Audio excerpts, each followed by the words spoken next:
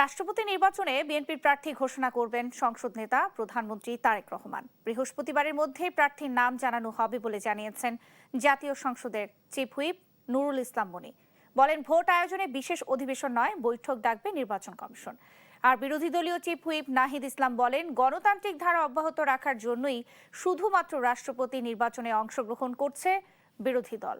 এদিকে জাতীয় সংসদের ভারপ্রাপ্ত স্পিকার ও সংসদের দায়িত্বশীলদের সঙ্গে বৈঠক শেষে আগারগাঁও নির্বাচন ভবনে ব্রিফিং করেন নির্বাচন কমিশনের সিনিয়র সচিব আক্তার আহমেদ। জানান, রাষ্ট্রপতি নির্বাচনে ভোটের প্রাথমিক ফলাফল ঘোষণা করা হবে সংসদ অধিবেশন কক্ষে। পরবর্তীতে নির্বাচন কমিশনে এসে গেজেট প্রকাশ করা হবে।